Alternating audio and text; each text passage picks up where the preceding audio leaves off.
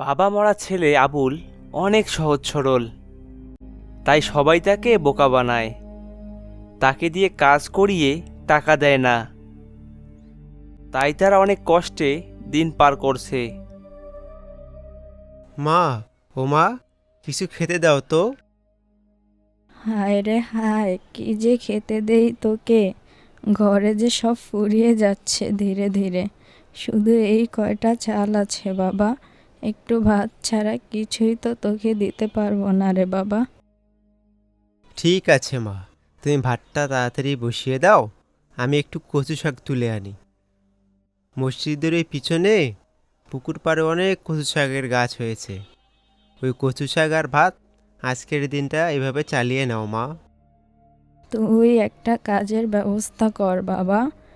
তোর বাবা মারা যাবার পর থেকে আমি আর একা এভাবে সংসার চালাতে পারছি না রে বাবা।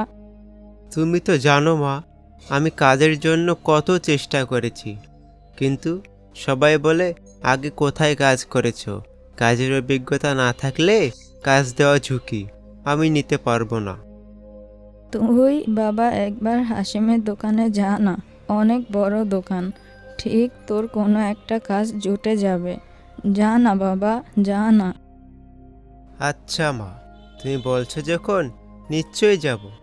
তবে আমার বিশ্বাস হয় না যে হাসেম চাচার কাছ থেকে কোনো কাজ পাওয়া যাবে।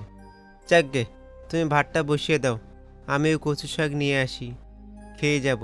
খালি পেটে কথা শুনতে অনেক কষ্ট হয়, বুঝলে মা।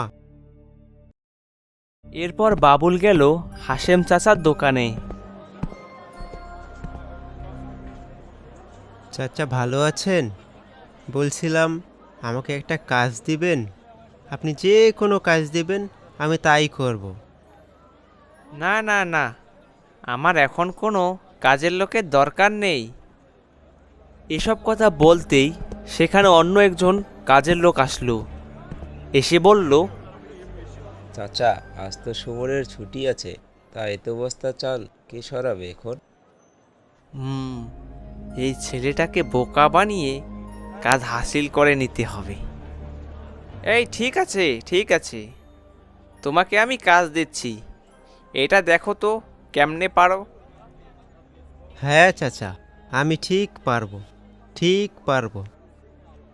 আচ্ছা, ওই যে ঘরটা দেখতে পাচ্ছ, ওখানে সব বস্তা সরিয়ে রাখতে হবে, পারবে তো? হ্যাঁ চাচা, চেষ্টা করলে ঠিক পারবো।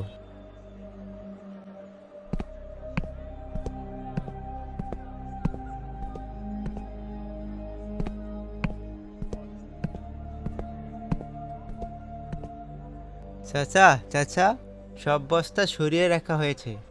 এবার আমার টাকাটা যদি একটু বুঝিয়ে দিতেন। টাকা? কিসের টাকা? কেন চাচা, আমি যে আপনার কাজ করে দিলাম।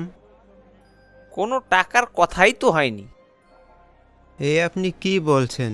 আমি এতক্ষণ আপনার কাজ করে দিলাম, আর আপনি এই কথা বলছেন? তুমি এভাবে বলছো যখন, এই নাও 30 টাকা। এ কি চাচা, মাত্র 30 টাকা? 30 টাকা নিলে নাও, না নিলে এখান থেকে যাও তো, কাজের সময় যত ঝামেলা। এসব শুনে বাবুল চলে গেল সেখান থেকে। ভাই, আমার 30 টাকার রুটি দেবেন, খুব খিদে লেগেছে। হ্যাঁ, দিচ্ছি দিচ্ছি, এই নাও। কি ব্যাপার ভাই, সকাল থেকে কিছু খাওনি মনে হচ্ছে। হ্যাঁ ভাই, খুব খিদে পেয়েছিল। তাহলে আরও একটা রুটি দেই। কিন্তু আমার কাছে যে আর টাকা নেই ভাই। দোকানে চালের বস্তা সরিয়ে এই 30 টাকা পেলাম।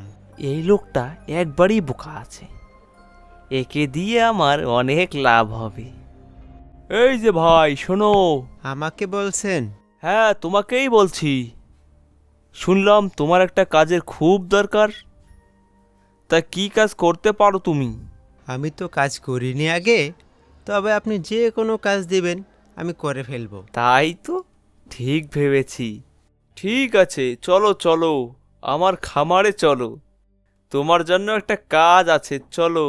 এরপর বাবুলকে লোকের খামারে নিয়ে গেল। আরে, এ তো মুরগি। হ্যাঁ, এই যে মুরগিগুলো থেকে তোমায় আমি 10টা মুরগি দিতে পারি, তবে আমার একটা শর্ত আছে। কী শর্ত? মুরগিগুলো আমি তোমাকে একবারেই দিয়ে দেব। প্রতিদিন যা ডিম দিবে সেগুলো কিন্তু আমার। মানে মুরগিগুলো আমার আর ডিমগুলো তোমার? হ্যাঁ, এটাই। তুমি অনেক বুদ্ধিমান। ঠিক আছে, তাই হবে। আপনি খুব ভালো মানুষ। 10টা মুরগি আপনি আমায় দিয়ে দিলেন। ঠিক ফাঁদই ফেলেছি বেটাকে। আহারে, মানুষ তো মানুষকেই দেখে রাখবে, তাই না? মুরগিগুলোকে সাবধানে রেখো, কেমন? আর একটু যত্ন করো। বারে, আমার মুরগি, আমি আদর যত্ন করব না?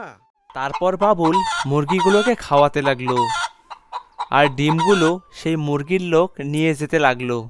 কি বাবুল, মুরগিগুলোকে খাবার দিচ্ছ তো? হ্যাঁ, এই যে আপনার জন্য সব ডিম আমি আলাদা করে রেখে দিয়েছি, এই নিন। হ্যাঁ রে বাবা, রোজ রোজ দেখি মুরগিগুলো এতগুলো করে ডিম পারে, সেগুলো কোথায় যায় রে? হ্যাঁ, তুই কি সব বিক্রি করে দিস? আরে বাবা, বাড়ির জন্য তো কয়েকটা রাখতে পারিস। না মা, ওগুলো তো মুরগির লোক এসে নিয়ে যায়।